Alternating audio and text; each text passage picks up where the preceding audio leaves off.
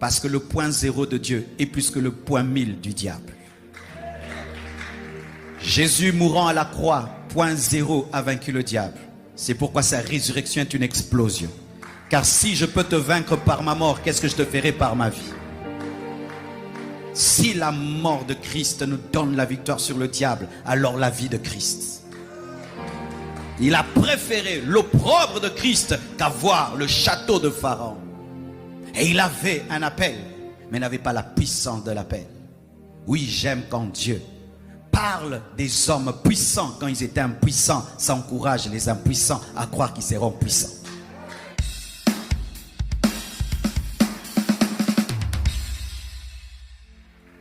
Nous sommes debout, nous allons lire Exode 3, 1, 6. Le thème de mon message, c'est les exigences de la présence de Dieu.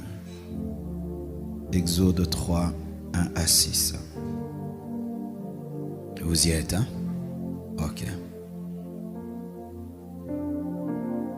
Moïse faisait paître le troupeau de Jéthro, son beau-père, sacrificateur de Madian, et il mena le troupeau derrière le désert et vint à la montagne de Dieu à Horeb.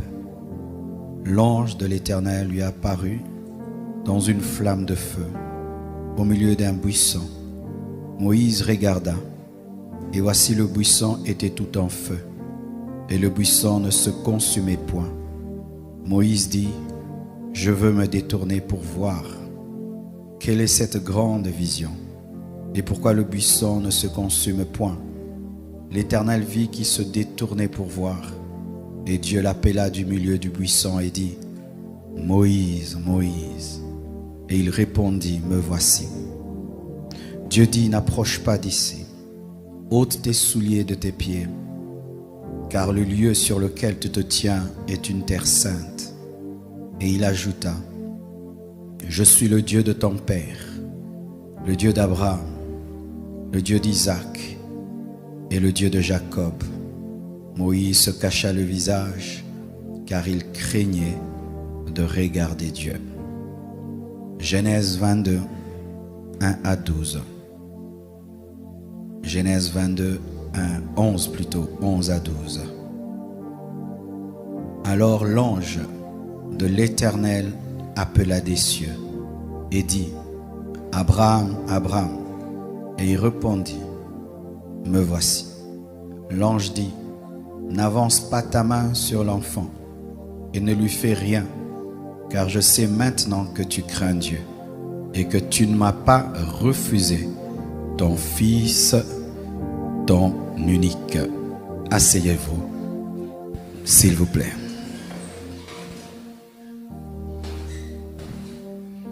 Avant d'entrer dans le vif du sujet, pendant que j'étais en train de lire la parole, l'Esprit de Dieu m'a dit de dire à quelqu'un qui fait bien les choses, tu ne fais pas mal les choses, tu fais très bien les choses, mais Dieu te demande de monter encore. Tu n'es pas dans le péché, tu ne fais pas mal, tu fais bien, mais Dieu te demande de monter encore plus haut. Parce que tu as la capacité de faire plus. Tu as la capacité de te donner davantage. Tu n'es pas encore à ton maximum. Aux yeux des hommes, c'est bon. À tes propres yeux aussi, c'est bon. Mais tu dois monter encore.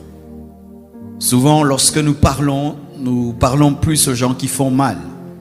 Et nous oublions les personnes qui font bien. Mais sachez que lorsque le bien d'aujourd'hui est refusé par Dieu, il peut devenir le mal. Israël offrait des sacrifices, des holocaustes lorsque c'était l'Ancien Testament. Mais quand est venue la grâce, Dieu a demandé une autre offrande, son fils Jésus. Et les mêmes personnes qui étaient capables de donner des offrandes et des holocaustes et qui les donnaient bien, ont refusé de croire en son fils. Alors que Jésus-Christ était le nouveau bien. Tu fais bien, mais tu dois monter. Tu dois monter dans ta dimension, dans ta manière de prier, dans ta manière de prêcher, d'évangéliser, dans ta manière de croire en Dieu. Même si tu crois déjà, tu dois croire davantage. La Bible nous dit que les disciples crurent en lui davantage. Alléluia. Dans la foi, il y a davantage. Dans l'onction, il y a davantage. Dans la connaissance, il y a davantage. Dans la prière, il y a davantage. Dans l'adoration, il y a davantage. Dans l'offrande, il y a davantage. Dans l'évangélisation, il y a davantage. Dieu veut que tu ailles encore plus loin. Pour ce qui est de mon thème, j'ai été dirigé par le Saint-Esprit à parler de la vie de Moïse. Moïse est l'homme et parmi les hommes les plus extraordinaires de la Bible. Pour ma part, dans l'Ancien Testament, personne n'arrive à la cheville de Moïse. C'est vrai, nous savons que la Bible parlant de Jean-Baptiste a dit que de tous ceux qui sont nés de femmes, il n'y a pas plus grand que Jean-Baptiste. Jean-Baptiste, sa grandeur par rapport à Moïse, c'était le fait qu'il avait baptisé le Fils de Dieu et qu'il avait présenté le Messie. C'était pas par rapport au miracle, au prodige, ni à une grande intimité avec Dieu, mais c'était par rapport à la grâce qui lui avait été faite de présenter l'agneau, de présenter le Messie. Et c'est vrai, Moïse a présenté la loi, Jean-Baptiste a présenté le Messie, ce qui fait que Jean-Baptiste est supérieur par son message à Moïse. Mais lorsque je vois l'intimité pour ce qui est de la présence et de la vie surnaturelle, je vous dis, Moïse a été un homme extraordinaire. Et aussi l'avantage avec Moïse, c'est que on nous parle beaucoup de lui, de ses temps de force, de ses temps de faiblesse et des méandres de son intimité avec Dieu. On nous montre comment Moïse priait. On nous montre comment Moïse cherchait Dieu. Et c'est un grand exemple dans le domaine de la présence de Dieu. Aujourd'hui, je vais commencer. Je vais continuer dimanche et je continuerai encore et nous serons sur Moïse et nous serons grandement bénis. Cet homme a bougé le monde. Cet homme a ébranlé la plus grande puissance mondiale. Et lorsque tu lis l'histoire de Moïse, tu risques d'être même complexé et croire que c'était un surhomme. Mais ce que j'aime dans la parole, c'est que Dieu présente comment Moïse est né. Il est né d'un homme et d'une femme comme toi.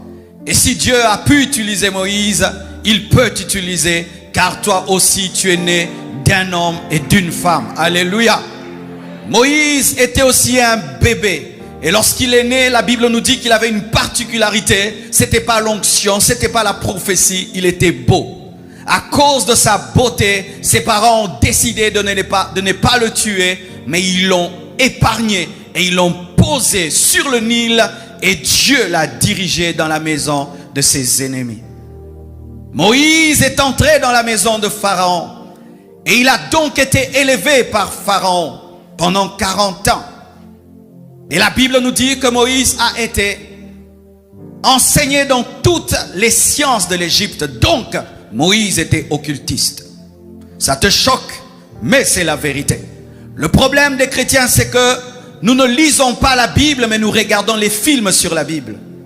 Et ainsi, nous avons notre propre lecture intellectuelle de la parole sans laisser l'Esprit de Dieu nous enseigner les choses clairement. La Bible nous dit qu'il a été initié dans toute la sagesse de l'Égypte. Et quelle était la sagesse de l'Égypte? C'était l'occultisme, c'était la magie. Le pharaon était entouré de magiciens. Mais malgré que ce Moïse était devenu occultiste dans la maison de Pharaon, Dieu avait un plan dans sa vie. Frère, quelle que soit la maison dans laquelle tu es, quelle que soit la vie que tu es en train de mener, je crois que le plan de Dieu est plus puissant que ta maison, plus puissant que les démons qui te surveillent, plus puissant que les magiciens qui t'initient. Oh oui, j'aimerais parler à tous ceux qui sont dans l'occultisme. Dieu a un plan pour vous et tu peux devenir un pasteur, un docteur, un prophète. Dieu a un plan pour vous. J'aimerais parler à tous ceux qui sont dans la magie, tous ceux qui sont dans l'occultisme et dans les ténèbres. Vous pouvez être des Moïse et plus que des Moïse. Dieu est capable de vous sauver. Dieu est capable de vous changer. Il a sauvé un Paul qui était meurtrier. Il a sauvé un Moïse qui était initié à la magie égyptienne. Et il peut vous sauver. L'église doit s'attendre à voir des Moïse entrer à l'église. Le problème de l'église, c'est que nous voulons que des saints puissent servir Dieu, alors que Dieu va dans la poubelle du monde ramasser des personnes pourries afin de les servir. Oh mon frère, Jésus peut te délivrer de la sorcellerie, il peut te délivrer de la magie, il peut te libérer de toute puissance des ténèbres et des pactes que tu as fait avec le diable, et le diable ne te fera rien. Il est revenu dans la maison de ceux qui l'ont initié. Ils ne l'ont pas touché. Tu peux sortir de la sorcellerie et on ne va pas te bouffer. Tu peux sortir de la magie, on ne va pas te bouffer. Tu es capable de le faire. Dieu avait un projet sur lui, mais il était dans la maison d'un magicien, initié, enseigné par le magicien. Moïse était préparé à devenir un pharaon, pour ceux qui ne savent pas. C'était un prince en Égypte, un militaire, un homme intelligent, un homme formé. Et alors là, commence une lutte. La Bible nous dit que lorsque Moïse est devenu grand, il a préféré, mes frères, l'opprobre de Christ que le luxe de la maison de Pharaon. On nous dit l'opprobre de Christ. Moïse avait déjà la révélation de Christ dans l'Ancien Testament. Quel niveau et quelle grâce. On dit l'opprobre de Christ. Il a préféré l'opprobre de Christ plus que l'honneur de Pharaon. Parce que le point zéro de Dieu est plus que le point 1000 du diable. Jésus mourant à la croix, point zéro, a vaincu le diable. C'est pourquoi sa résurrection est une explosion. Car si je peux te vaincre par ma mort, qu'est-ce que je te ferai par ma vie? Si la mort de Christ nous donne la victoire sur le diable, alors la vie de Christ. Il a préféré l'opprobre de Christ qu'avoir le château de Pharaon. Et il avait un appel, mais n'avait pas la puissance de l'appel. Oui, j'aime quand Dieu parle des hommes puissants quand ils étaient impuissants. Ça encourage les impuissants à croire qu'ils seront puissants. Moïse n'était pas un bébé rempli de puissance, non. Jusqu'à l'âge de 40 ans, il n'avait pas de puissance. Et il a essayé. Il a essayé de sauver avec ses mains, car c'était un guerrier. Et il a pu tuer un Égyptien. Mais Dieu n'avait pas besoin de tuer un Égyptien. Il avait besoin de tuer tous les fils aînés de l'Égypte. Et tu ne peux le faire avec tes armes. Tu ne peux le faire que par la puissance de Dieu. Il y a un temps dans nos vies, nous sommes comme ce Moïse qui cherche à libérer Israël avec ses mains. Où tu veux répondre à l'appel de Dieu avec ta force, ton intelligence. Tu essayes, on te chassera dans le désert. On ne répond pas à l'appel de Dieu naturellement, car l'œuvre de Dieu est surnaturelle. On ne répond pas à l'appel de Dieu avec ses muscles. Il te faut la puissance. On ne répond pas à l'appel de Dieu avec son âme. Je suis en colère, je vais délivrer. Il faut la révélation. Et il essaye, il tue. Et on le découvre. Et Moïse s'enfuit. Le grand Moïse s'enfuit. Et c'est là que Dieu commence à le briser, à le tailler. Avant ta plénitude, il y aura ton brisement. Dieu, avant de remplir un homme, le vide. Dieu, avant d'élever un homme, le taille et le façonne. Et c'est que tu es en train de vivre, ou tu es en train de fuir tes adversaires. Il y a des situations qui te font fuir. C'est ton école, car Dieu t'humilie avant de t'élever. Et je bénis Dieu que tu sois en train de fuir certaines choses. Demain, tu les affronteras, mais avec la puissance de Dieu. Oui, tu reviendras au même endroit, rempli de l'esprit, revêtu de puissance. Et là où tu as fui, tu parleras et tu agiras. De la même manière que Pierre a fui devant les femmes et il a renié Jésus-Christ devant les femmes. Il est revenu et il a parlé de Jésus-Christ à plus de 3000 hommes. Tu reviendras au même endroit. Le lieu qui t'a fait trembler, tu le feras trembler. Je te prophétise, mon frère, Le lieu qui t'a fait trembler, tu le verras trembler. Les hommes qui t'ont effrayé, tu leur parleras avec assurance parce que tu auras une intelligence supérieure et tu auras une connexion avec le Dieu du ciel. Oh, oui, je te présente le Dieu qui change les vies. Je te présente le Dieu qui change la faiblesse en force. Je te présente le Dieu qui fait reculer pour propulser. Je te présente le Dieu qui vide afin de remplir. Il y aura toujours cette période dans ta vie. Car Dieu ne peut remplir un vase qui est déjà plein. Il doit te vider de ton assurance, de ton orgueil et de toutes tes capacités dont il a besoin afin de te remplir de lui-même. Et ça a pris du temps. Le grand Moïse se retrouve dans le désert. Il voit des femmes qui sont en train de puiser et qui sont malmenées. Toujours l'esprit de sauveur. Il utilise encore ses muscles et il les sauve. Ça lui permet d'avoir un mariage, mais ça ne lui donne pas l'alliance. Ça lui permet d'avoir une alliance avec une femme, mais pas une alliance avec Dieu. Et là, quelle humiliation. On lui donne un travail. Paître les brebis de Jéthro. C'est là commence notre histoire. Il ne travaille pas pour lui-même. Il travaille pour son beau-frère. Quelle humiliation. Lui qui était avant un prince devient un berger. Et quel genre de berger? Pas un berger autonome, non. Dépendant de son beau-père. C'est son beau-père qui le paye à la fin du mois. C'est son beau-père qui l'envoie. Oh Moïse, va à droite, va à gauche, va à ceci. Le grand prince devient berger. N'abandonne pas lorsque tu deviens un prince berger. Le berger va devenir prophète. N'abandonne pas lorsque tu recules. C'est pour que tu puisses sauter. N'abandonne pas lorsque ta vie semble reculer. Ce n'est pas une régression, c'est une direction. Ce n'est pas une régression, c'est une direction. Car tu ne rencontreras pas le buisson ardent dans la maison de Pharaon, mais tu rencontreras le buisson ardent en train de paître les brebis de Jéthro. Oh, gloire à Dieu. Oh, ma soeur, c'est toi qui laves les assiettes le matin. Dieu te rencontrera en train de laver les assiettes. Parce que pendant que tu laves les assiettes, tu chantes et tu adores et tu parles en d'autres langues. Et un jour, tu seras baptisé du Saint-Esprit. Tu auras encore une onction plus grande, une révélation plus grande. Pendant que tu fais des basses besognes, c'est alors que Dieu te prépare à des grands travaux. Sois prêt, bientôt Dieu changera ta vie. Je te dis, sois prêt, bientôt Dieu changera ta vie. Et la Bible nous dit, le grand Moïse est en train de paître les brebis. Et il avait une habitude. Lorsque vous regardez les films sans comprendre la parole, vous aurez une mauvaise interprétation de la parole. On nous présente Moïse en train de paître des brebis et comme par hasard, tout d'un coup il voit un buisson ardent. Mais non, ce n'est pas le cas. Moïse avait une habitude.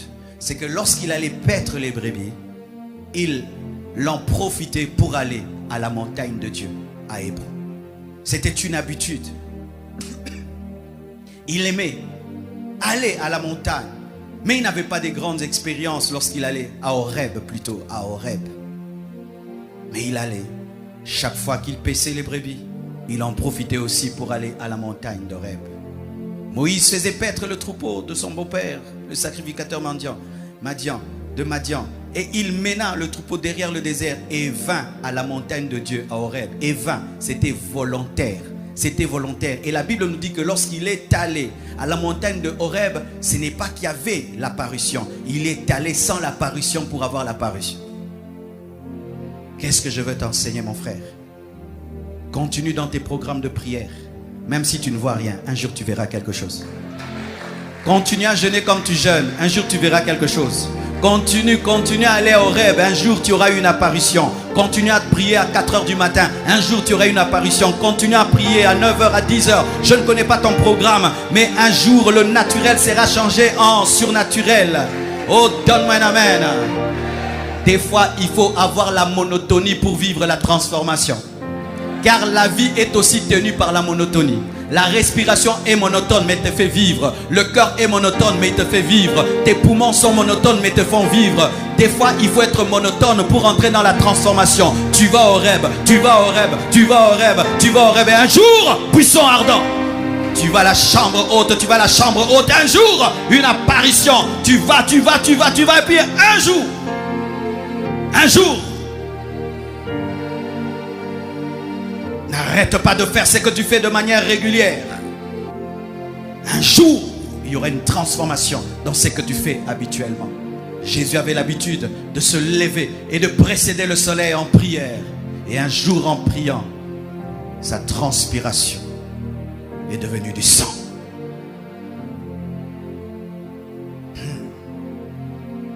L'ange de l'Éternel lui apparut dans une flamme de feu, au milieu d'un buisson.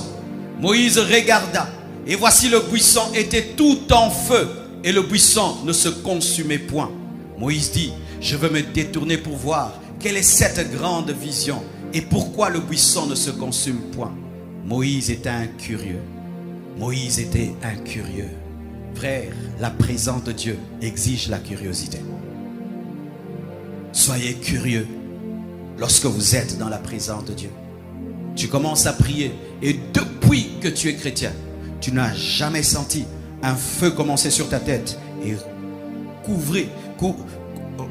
toucher tout ton corps, couler sur tout ton corps. Tu sens comme une huile de feu sur ta tête et qui coule sur tout ton corps. C'est la première fois. Et toi, quand tu vis ça, tu dis amen. Non, reste là.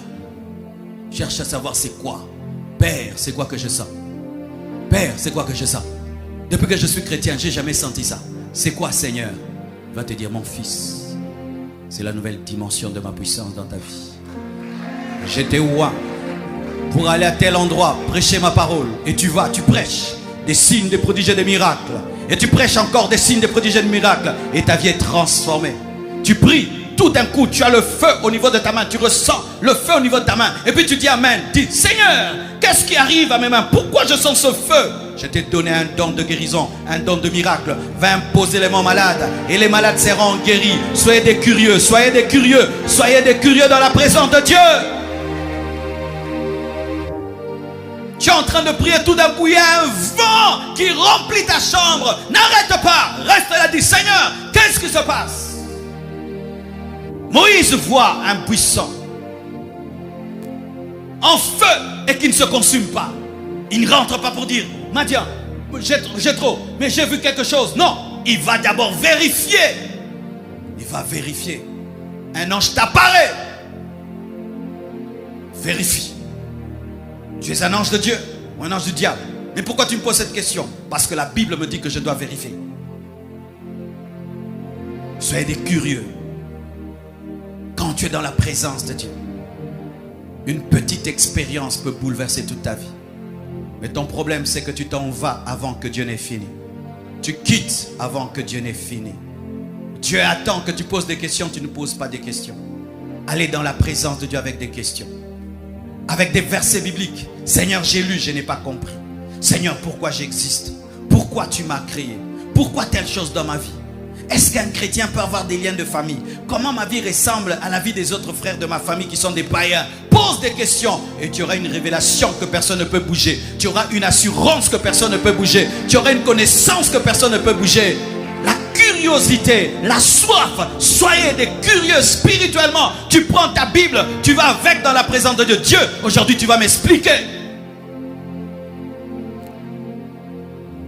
Mes frères et sœurs, Moïse était un curieux. Regardez même, Dieu lui a révélé des grandes choses. Dieu a fait avec lui des grandes choses.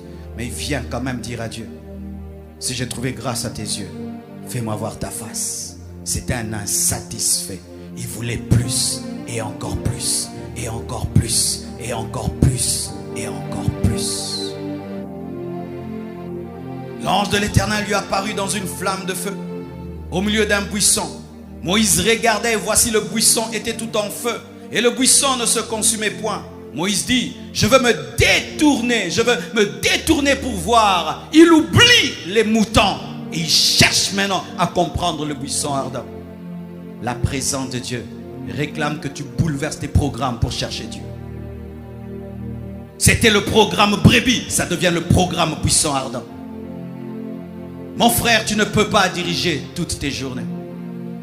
Un jour, Dieu viendra dans ta journée afin de prendre le contrôle de ta journée et tu dois le laisser faire. C'est une journée comme toutes les autres. Mais un jour, tu ressens toi un besoin de prier encore plus longtemps. Arrête de respecter ton agenda. Abandonne ton agenda. Entre dans l'agenda de Dieu et Dieu te bouleversera. Il se détourna. Il mit de côté les brebis. Et là, c'était la recherche du buisson ardent. Ton problème, c'est que tu es tout le temps avec les brebis.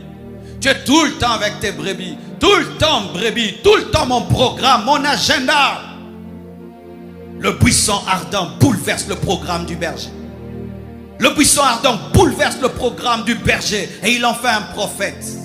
Et certains ici, tu as toujours eu le projet. Moi dans la vie, je serai pilote. Moi dans la vie, je serai homme d'affaires. Frère, le buisson ardent va te révéler que tu n'es pas un homme d'affaires, ni un médecin, mais tu dois être un militaire, ou tu dois être un pasteur, un docteur. Tu dois être quelqu'un d'autre. Oh, donne-moi la main. Tu ne peux pas rencontrer Dieu, rester le même. Tu ne peux pas rencontrer Dieu et ne pas vivre un bouleversement. Le véritable Dieu pèse beaucoup. S'il vient dans ta barque doit être agitée. Je voulais être ingénieur en aéronautique. C'était ça mon projet. Être ingénieur en aéronautique. Parce que ça sonnait bien. Mais le projet de Dieu, c'était que je sois pasteur. Et je vous assure, il fallait que je sois pasteur. Je suis né pour être un prédicateur. J'étais créé pour être un enseignant de la parole. J'étais créé pour bombarder la parole. Le Dieu qui t'a créé, c'est pourquoi tu existes. Et au buisson ardent, il va révéler pourquoi il t'a créé. Que tu n'es pas un berger, que tu n'es pas un prince d'Égypte. Tu es un prophète. Mais tu dois accepter de mettre de côté ton programme. Lundi, c'est ma journée de repos. Et tu veux te reposer, Dieu te dit prie. Prie. Samedi, c'est ma journée de pause. Tu veux te reposer, Dieu te dit prie. Lundi, moi je fais ceci, Dieu te dit prie. Laissez-vous bouleverser. La présence de Dieu exige que tu acceptes le shift, que tu acceptes le bouleversement, que tu acceptes la modification de ton agenda. L'ange de l'Éternel lui apparut dans une flamme de feu au milieu d'un buisson. Moïse regardait, voici le buisson était en feu. Et le buisson ne se consumait point. Il s'agissait d'Israël qui était torturé en Égypte, mais qui croissait.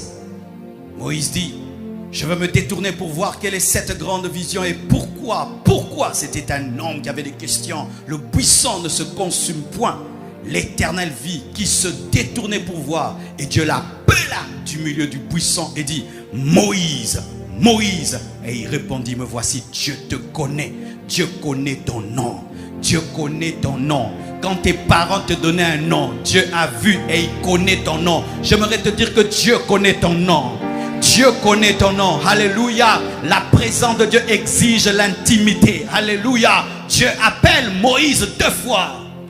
Quand Dieu m'appelle, il m'appelle Marcelo. Il ne m'appelle pas Pasteur Marcelo. Il m'appelle Marcelo. Et quand tu appelles Marcelo, ça veut dire c'est l'intimité.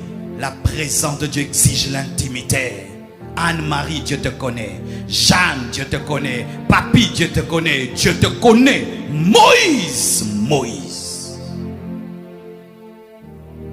Je ne connais pas tous vos noms, mais Dieu connaît tous vos noms. Et c'est ce qui est essentiel.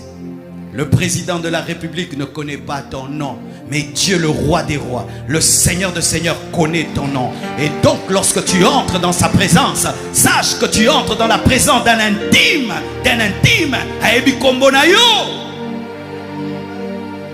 Son côté de la présence. Ah, Jean de Diaza.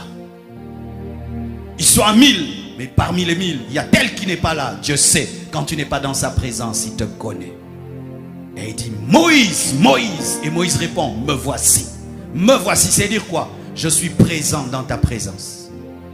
Il arrive des fois que nous soyons absents dans la présence de Dieu, tout en étant physiquement dans la présence. C'est lorsque nos pensées divaguent. As-tu la capacité d'être présent dans la présence de Dieu? Ou quand tu fais 1 heure de prière, tu es concentré pendant 1 heure. Ou tu fais 1 heure de prière, tu es concentré pendant 20 minutes. La présence de Dieu exige la concentration. Où toutes tes pensées sont là.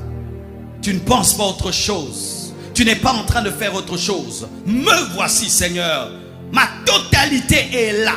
Et je vous assure, il vaut mieux faire des prières qualitatives que des prières quantitatives. Où tu pries 10 heures du temps, mais tu es distrait pendant 9 heures. Il vaut mieux prier 30 minutes, mais tu es concentré pendant 30 minutes. Le jour qu'on m'a parlé de la vie de prière de Yonggi Cho, j'ai été étonné, mes frères. Yonggi Cho, le pasteur de la plus grande église au monde en ce temps-là, priait 3 heures du temps par jour. Lui-même en parle. 1 heure le matin, 1 heure à midi, 1 heure le soir. Il dit ça lui suffisait. Mais avec ça, une église d'1 million de membres. Mais quand c'était 1 heure, c'était réellement 1 heure. Quand c'était 3 heures, c'était réellement 3 heures. Vous connaissez ces personnes qui sont au travail, en train de causer. Il fait 8 heures au travail, mais il a travaillé pendant 2 heures. Et beaucoup de chrétiens sont ainsi. Il prie, mais il pense. Il prie, mais il réfléchit. Il prie, il s'arrête. Il prie, mais non, frère. Sois présent dans la présence. Et tu vas voir ce qui va t'arriver. Moïse, Moïse, me voici. Des fois, Dieu t'appelle, tu n'entends pas parce que tu penses à autre chose. As-tu la capacité de te tenir devant Dieu sans somnoler? As-tu la capacité de te tenir devant Dieu sans dormir? C'est pourquoi je vous donne ce conseil. Lorsque vous recherchez la présence de Dieu, donnez à Dieu vos meilleurs moments. Ne donne pas à Dieu le temps où tu es fatigué. Ne donne pas à Dieu le moment où tu n'es pas au meilleur de ta forme. Regarde certaines choses dans ta vie, quand tu veux les faire, tu cherches à être au meilleur de ta forme. Mais quand il s'agit de Dieu, tu lui donnes les temps où tu es fatigué et tu es en train de somnoler. Dieu ne veut pas un adorateur somnolent. Dieu veut un adorateur concentré. Et si tu veux atteindre ce niveau, tu dois préparer tes moments de prière. Tu dis, je prie, je dors pour prier. Je me dégage de mes rendez-vous pour prier. Quand j'aurai fini ceci avec les autres, je prie. Tu dois préparer. Ça se prépare. Si tu veux prier et être concentré, tu dois te préparer. Sinon, tu prieras en dormant. Tu vas prier en train de réfléchir. Tu vas prier en train de téléphoner. Tu vas prier en train de causer. Tu vas prier en train d'arrêter de prier encore. Non, frère. Moïse, Moïse, me voici.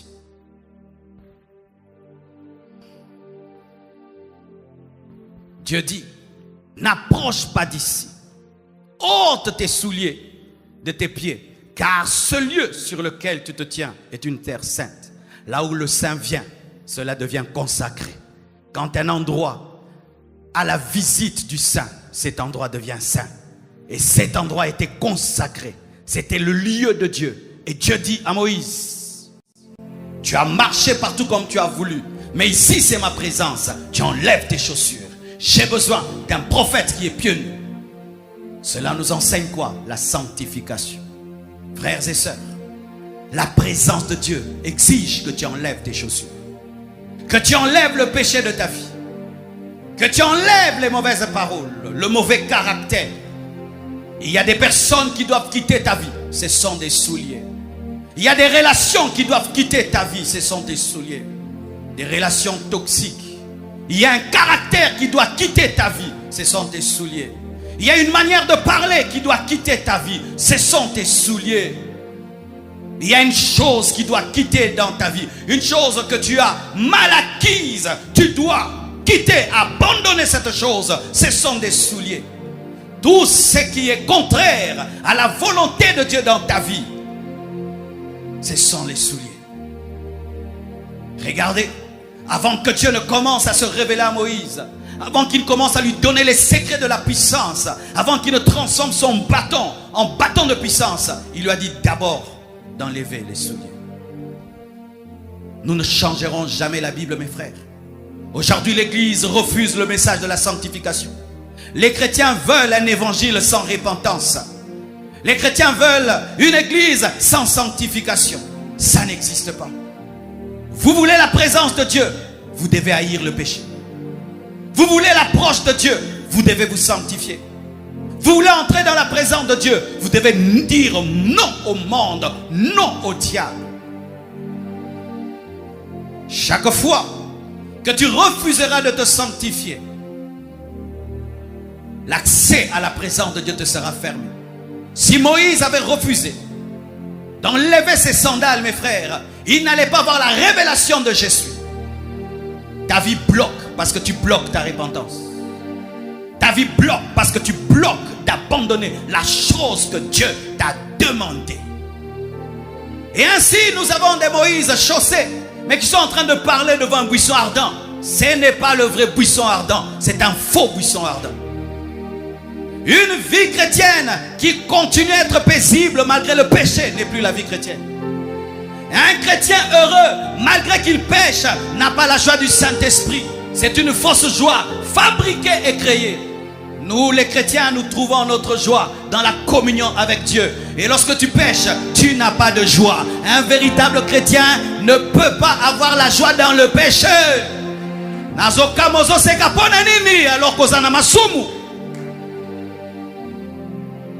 Comment peux-tu être dans la joie alors que tu vis dans le péché? Comment peux-tu être dans la joie alors que tu es lié par un péché? Comment moi j'aurai la joie? Je ne peux pas avoir la joie si je suis lié par le mal. La seule chose que je ferai devant Dieu, c'est de pleurer. Seigneur, délivre-moi. Seigneur, délivre-moi. Seigneur, enlève ça de ma vie. Seigneur, enlève ça de ma vie. Lorsque ça va me quitter, alors j'aurai la joie. Comment je peux avoir la joie alors que je me prépare à aller en enfer? Comment je peux avoir la joie alors que je me prépare à rater l'enlèvement? Comment je peux avoir la joie alors que je sais que je suis déconnecté de Dieu? Comment je peux avoir la joie alors que je sais que si je meurs, j'irai en enfer? Comment j'aurai la joie alors que je sais que si Christ revient, il va me laisser? Comment j'aurai la joie? Vous devez enlever le péché de vos vies. Et je t'assure, frère, lorsque tu as vécu longtemps dans un péché et tu l'abandonnes, tu recevras une paix et une joie, je t'assure. Et ce jour-là, quand tu vas prier, tu vas sentir les portes s'ouvrir.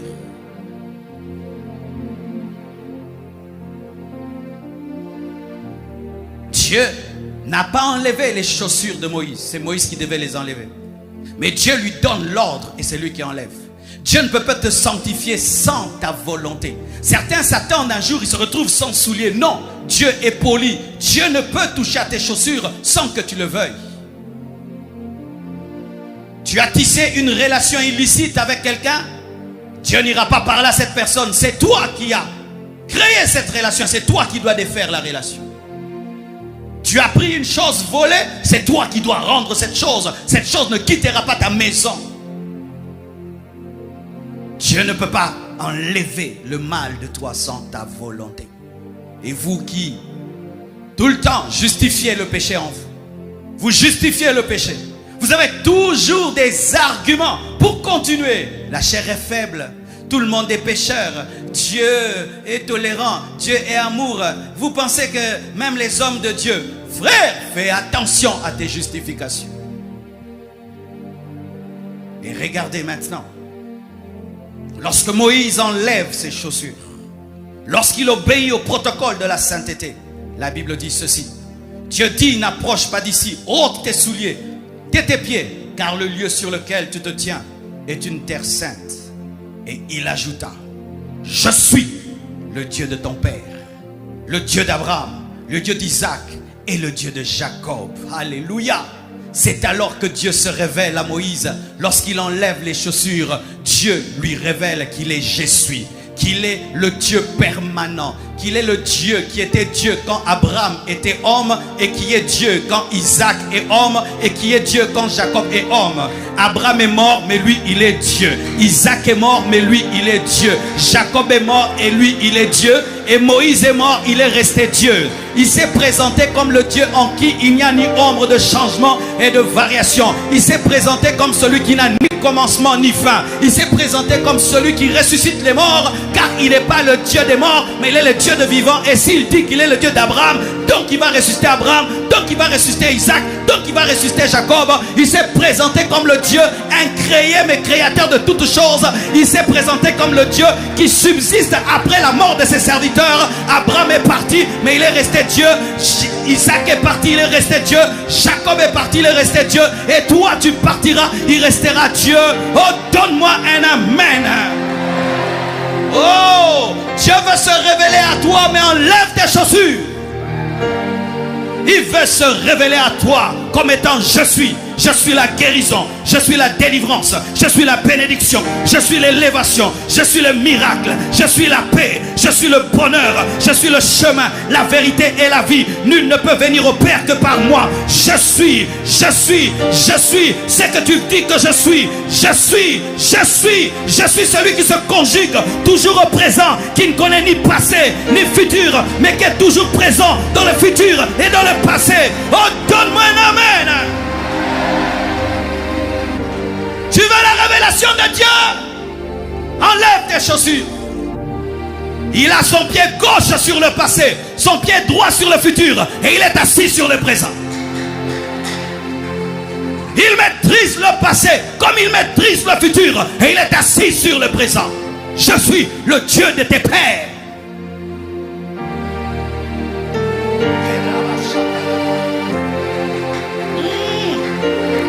Moïse, tu as besoin de la connaissance de Dieu parce que bientôt tu vas rencontrer Pharaon.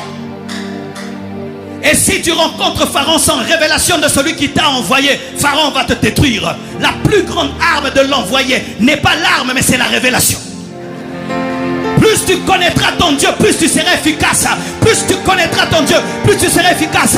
La Bible dit que ceux du peuple qui connaîtront leur Dieu agiront avec fermeté. Tu as besoin de connaissance, tu as besoin de révélation, tu as besoin de cela.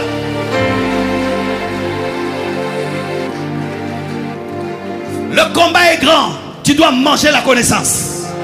Le futur est grand, tu dois manger la connaissance.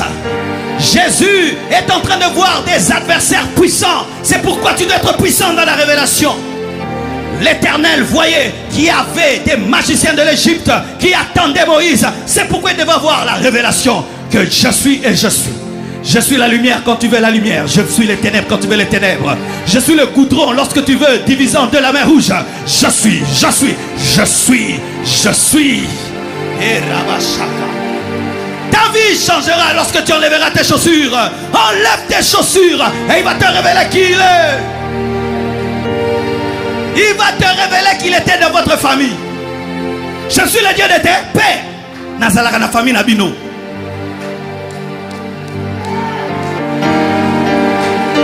Je suis le Dieu de tes pères. C'est-à-dire, je suis membre de ta famille. Je ne suis pas un Dieu lointain. J'étais là lorsque tu es né. J'étais là lorsque tu pleurais sur le Nil. Et c'est moi qui t'ai protégé pour que les crocodiles ne te mangent pas. Et j'étais là lorsque tu étais dans la maison de Pharaon. C'est pourquoi je n'ai pas permis que tu deviennes Pharaon. J'étais là lorsque tu as fui. J'étais là lorsque tu étais dans le désert. Et je serai avec toi.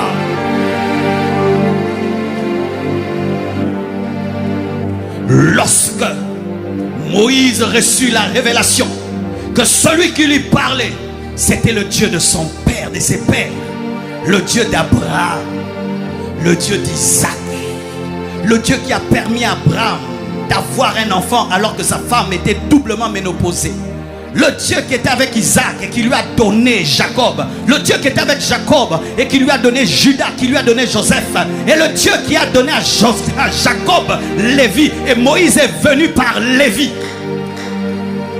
Il connaissait, il avait l'histoire de ce Dieu. C'est pourquoi il allait à la montagne d'Horeb, parce qu'il avait l'histoire, mais il avait besoin de la révélation. Et lorsque Dieu se révèle à lui, la Bible dit que Moïse cacha. Pourquoi? Parce qu'il se cachait son visage. Parce qu'il craignait d'avoir vu Dieu. La révérence, le respect.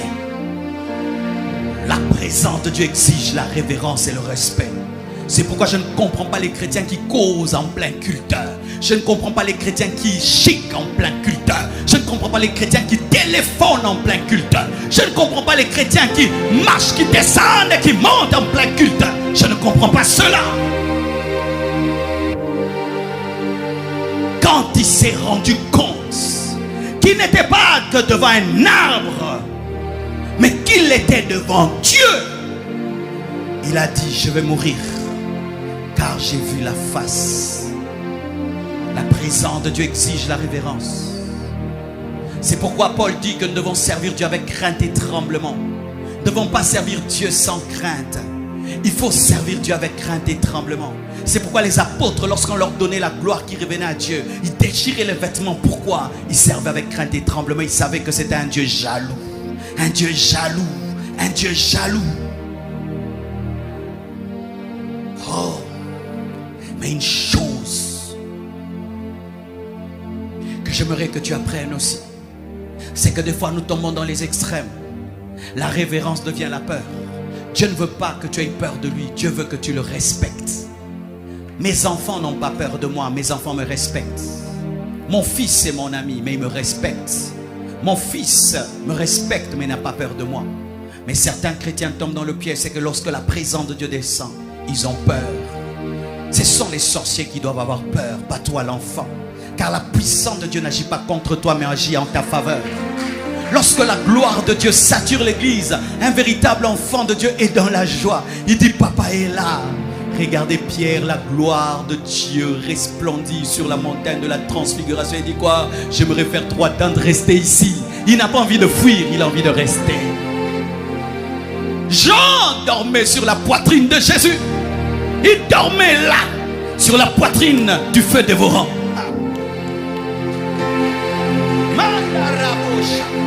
Jean dormait sur la poitrine du feu dévorant. Sur la poitrine de celui qui a créé le soleil. Il dormait là, mais il le respectait, il l'honorait.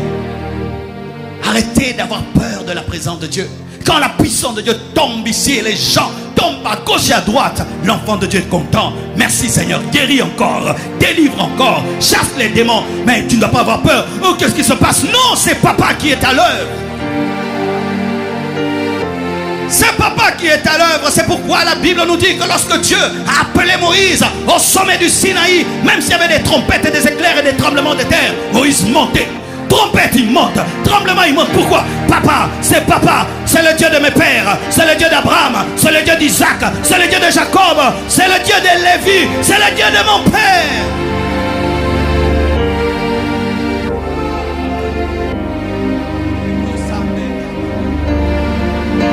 Mais écoutez ceci. Pour finir d'ailleurs, vous allez voir dans Exode 3, verset 2. Donnez-moi le verset. Exode 3, verset 2. Quelque chose est dit là. La Bible dit quoi? L'ange de l'Éternel lui apparut dans une flamme de feu. Tout ce qui est arrivé là, c'était avec un ange. Le buisson ardent, c'était un ange qui était dans le buisson ardent. L'ange de l'Éternel.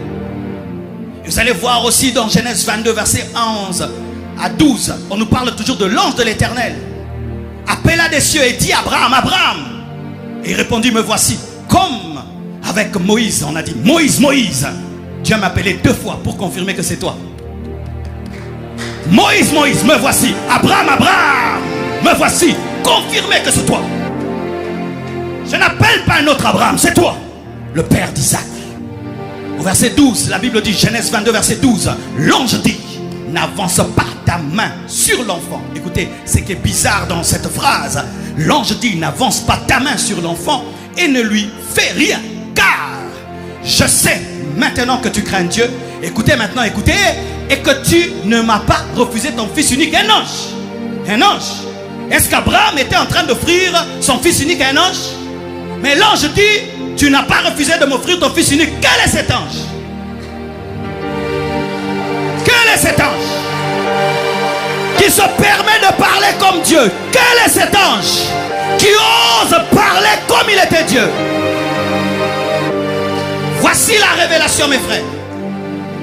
Dans la Bible, on parle de l'ange de l'Éternel, on parle d'un ange ou on parle des anges. Mais lorsqu'on parle avec l'article défini, l'ange de l'Éternel, c'est quelqu'un d'autre. Ce n'est pas Michael, ce n'est pas Gabriel, c'est une théophanie. C'est dire quoi? C'est une apparition du Père, ou une christophanie, ou une apparition du Fils. Donne-moi la main que je te parle. Regardez, dans Exode, on dit quoi? L'ange de l'Éternel parlait dans le buisson, mais au verset 4, on dit l'Éternel dit. Il y a un ange dans la Bible qui est une manifestation de Christ et du Père dans l'Ancien Testament. Et remarquez, lorsqu'on commence le Nouveau Testament et Jésus vient sur la terre, on ne parle plus de l'ange de l'Éternel. Pourquoi? La parole s'est faite chair et l'ange de l'Éternel peut se manifester. Alléluia. Regardez mes frères et sœurs. L'ange de l'Éternel parle et il dit, j'ai vu que tu m'as donné. Tu n'as pas refusé de me donner ton fils. Il s'agissait d'une apparition physique du Père ou du Fils. Pour ceux qui ne croient pas, parlons du Saint-Esprit. Est-ce que le Saint-Esprit est venu sur la terre le jour de la Pentecôte? N'est-ce pas que dans Genèse on nous dit déjà que l'Esprit de Dieu se mouvait au-dessus des eaux? Le Saint-Esprit a porté la veste pour l'Église à la Pentecôte, mais pour la création, il était déjà à l'œuvre. Et Jésus-Christ, alléluia, s'est incarné afin de sauver les hommes. Mais il était déjà à l'œuvre dans l'Ancien Testament comme l'ange de l'Éternel. Parce qu'un ange ne peut accepter l'adoration. Un ange ne peut parler comme étant Dieu, mais il parle au nom de Dieu. Mais cet ange-là parle comme étant l'Éternel. Qu'est-ce que je veux dire? Pourquoi je vous parle de l'ange de l'Éternel? L'ange de l'Éternel, c'est une théophanie, c'est-à-dire l'apparition du Père, ou une christophanie, l'apparition du Fils dans l'Ancien Testament. Mais regardez le respect que Moïse lui doit. Il respecte une apparition. Il honore une apparition. Il honore l'ombre. Et voyez comment Moïse a vécu avec Dieu. Il a commis certes des erreurs. Il a pris une femme étrangère. Mais regardez même quand Dieu lui dit, tu n'entreras pas. Il ne se fâche pas. Il accepte de ne pas entrer alors qu'il a fait un travail exceptionnel. Moïse était un grand. Dieu même parlant de lui dit qu'il était l'homme le plus patient de sa maison. Mais nous n'avons pas une apparition. Nous n'avons pas l'ange de l'Éternel. Nous avons le Fils de Dieu. La parole faite chair. Nous avons l'incarnation. L'incarnation. Moïse avait une apparition. Nous avons une incarnation. Nous avons l'incarnation. Et quand je compare Paul et je compare Moïse, Paul est supérieur à Moïse. Moïse a eu le buisson ardent par l'ange de l'Éternel. Mais Paul, c'est Jésus ressuscité qu'il a rencontré.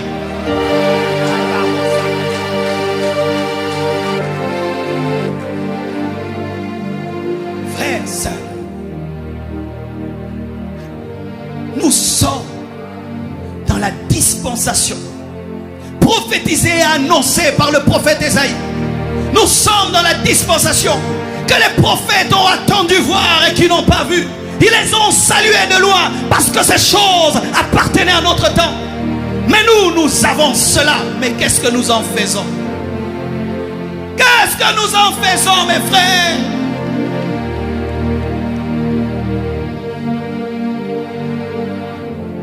Avec l'ange de l'Éternel, Moïse a sorti des millions d'hommes de l'Égypte et les a amenés dans le désert. Mais nous avons Christ. Nous avons la réalité. Nous ne sommes plus dans l'ombre et des apparitions. Jésus-Christ a marché 33 ans sur la terre. Ce n'était pas une apparition. Et il nous a dit, allez, faites de toutes les nations mes disciples. L'ange de l'Éternel a dit à Moïse, va libérer mon peuple de l'Égypte. Mais il nous dit, allez, faites de toutes les nations. Pas seulement les Juifs, pas seulement les Congolais, le monde entier. Lorsque j'ai compris cela, mes frères, je me suis rendu compte que notre jugement sera grand. Notre jugement sera grand, mes frères. Vous savez qu'Élie n'a pas parlé en langue. Moïse n'a pas parlé en langue. Jérémie n'a pas parlé en langue. Daniel n'a pas parlé en langue. Rinda Costa Rebabacha. Ça, c'est pour nous. Ça, c'est pour nous. Mais il y en a qui ne parlent même pas en langue. Mais ils parlent en langue, mais ils ont arrêté de parler en langue. Et d'autres refusent même de parler en langue. Ils disent, je n'aime pas ces glouglous. Comment traitez-vous Jésus? Comment Comment traitez-vous Jésus? Comment traitez-vous la présence de Jésus? Laissez-vous bouleverser. Laissez-vous bouleverser par Jésus. Il y a une belle histoire derrière ton obéissance. Si seulement tu acceptais de payer le prix, il y a une grande et belle histoire. Oh Moïse. Moïse ouvre de la mer Rouge le prix du buisson ardent. Moïse change les ténèbres en lumière, le prix du buisson ardent. Moïse terrorise tous les magiciens de l'Égypte, le prix du buisson ardent. Ne refuse pas de payer le prix. Payez le prix. Cherchez Dieu, trouvez-le, manifestez-le.